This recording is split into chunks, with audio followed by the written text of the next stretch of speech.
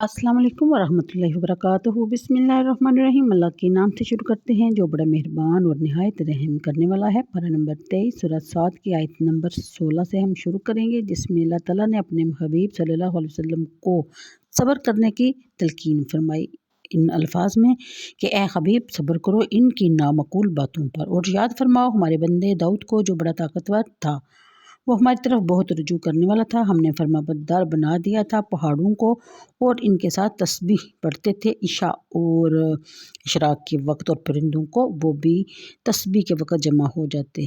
सब इनके फरमाबरदार थे वो हमने मुस्तहकिम कर दिया इनकी हुकूमत को, और हमने बख्शी इन्हें दानाई और फैसला कुन बात करने का मलका।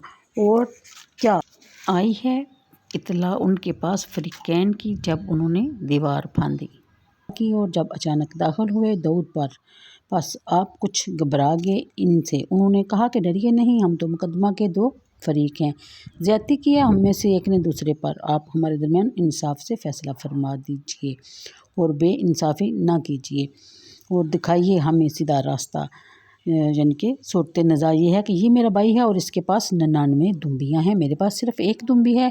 अब ये कहता है कि वो भी मेरे हवाले कर दे और सख्ती करता है मेरे साथ गुफ्तगू में। फिर आपने फरमाया बेशक इसने जुल्म किया है तुम पर, और ये मुतालबा कर कि तेरी दुम्बी को अपनी दुम्बियों में मिला दे, और अक्सर हिस्सादार ज़्यादती करते हैं एक दूसरे पर, सिवाय इन हिस्सादारों के जो ईमान लाए और नेक काम करते रहे, और ऐसे लोग बहुत थोड़े हैं। फिर फ़ौरन ख्याल आ गया दाऊद को हमने इसे आजमाया है, सो वो माफ़ी मांगने लग गए और फिर अपने रब से और गिर पड़े रुकू में, और दिलो जान से इसकी तरफ मतवज्जो हो गई, यानी कि रब की तरफ। बस हमने बख्श दी इनकी ये तकसीर, और बेशक इनके लिए हमारे यहाँ बड़ा कुर्ब है। ये आयत नंबर 25 तक था। अब इसकी तफसीर की तरफ देखते हैं। इससे पहले हमें ये अपने ज़हन में वाज़ह कर लेना चाहिए कि अम्बिया और रसूल जो हैं वो गुनाहों से पाक होते हैं और मासूम होते हैं, उनसे कोई गुनाह सरज़द अल्लाह के फ़ज़ल से नहीं होता। हाँ, अलबत्ता दिल में अगर ख़्याल आ गया तो फ़ौरन तौबा ताइब की, और अल्लाह ताला ने अपनी हिस्ब रहमत उनको माफ़ फरमा दिया। अब आयात की तशरीह के बाद अब हम इस वाक़या की तहकीक करते हैं जिसकी तरफ इब्तिदा में इशारा किया गया है। ज़ियाल कुरान में आप मुख्तलिफ़ मकामात पर पढ़ आए हैं कि बनी इसराइल अपने अम्बिया कराम पर फ़ाहिश तोहमतें लगाने में कितने बेबाक थे। ऐसी चीज़ें जो एक आम शरीफ आदमी की तरफ ही मनसूब करते हुए इंसान हिचकिचाता है, वो बेदरीग अपने नबियों और अपने मोहसिनों पर लगा दिया करते थे। इन्हीं खराफात में से ये एक वाक़या भी है जो बाइबल में बड़ी तफसील से नमक मिर्च लगाकर लिखा गया है। जी तो नहीं चाहता कि कारीन के ज़ौक़ को मुजरू किया जाए, लेकिन अर्ज़ हाल के लिए चंद सतूर लिखना ज़रूरी है। यानी वो इस वाक़या को यूँ लिखते हैं कि नाउज़ुबिल्लाह हज़रत दाऊद अलैहिस्सलाम को कोई औरत पसंद आ गई, और उन्होंने उसके खामंद को पहले ख़त लिखा, और फिर अगर वो नहीं माना तो उसको किसी जंग में मरवा दिया। इमाम राज़ी फरमाते हैं कि मेरा अक़ीदा और मेरी तहकीक ये है कि वाक़या सरासर बातिल और लघु है। फिर इसके बतलान पर कई दलीलें भी उन्होंने पेश की। अगर ऐसी हरकत फासिक तरीन आदमी की तरफ भी मंसूब की जाए तो वो भी इसको बर्दाश्त नहीं करेगा, और जिस बदबख्त ने ऐसी फहश बात अल्लाह ताला के नबी की तरफ मंसूब की है, अगर ख़ुद इस पर ऐसा इल्ज़ाम लगाया जाए तो वह अपनी कमीनगी और खबासत तबाह के बावजूद इसकी पुरज़ोर तरदीद करेगा और बहतान लगाने वाले पर लानत भेजेगा।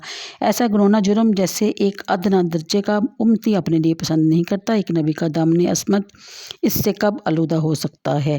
नीज़ अगर इस किस्सा को सही तस्लीम कर भी लिया जाए तो हज़रत दाऊद पर दो संगीन जुर्म साबित होते हैं, एक कत्ल बेगुनाह, दूसरा फ़ेल कबीर। कुरान में ये आयात इसलिए नाज़िल की गई ताकि नबी करीम सल्लल्लाहु अलैहि वसल्लम की दिलजोई हो, और हज़रत दाऊद की उसवा हसना को पेश नज़र रखते हुए वो कफ़ार की दिल आज़ारी से कबीदा खातर ना हो। अगर हज़रत दाऊद से ये हरकत सरजद हुई होती तो अल्लाह ताला ऐसे शख्स के ज़िक्र से अपने महबूब की दिलजोई कभी ना फरमाता जो अपने ख्वाहिश नफ्स के सामने बेबस है और कत्ल बेगुनाह के अर्तकाब की जुर्रत करता है। नीज़ सबका आयात में हज़रत दाऊद को जिन सिफ़ात आलिया से मसूफ फरमाया गया है, यानी कि अब्दना यानी हमारा बंदा फरमाकर इबादत और ताकत में बड़ा ताकतवर फरमाया, इस वक्त रजू करने वाला फरमाया। अगर आपसे ऐसी रज़ील हरकत सरजद हुई होती तो आपको इनके उसाफ़े जमीला से मसूफ़ करने पर फिर कोई मकसद ना रहता, और आपको इंदाना لا زلفا اور حسن مآب کی خوشخبری ہرگز نہ دی جاتی، اس لیے آیات کا سیاق و سباق دونوں اس قصہ کی پرزور تردید کرتے ہیں۔ تو آج کے لیے اتنا ہی، مجھے دیجیے اجازت، دعاؤں میں یاد رکھیے۔ اللہ حافظ۔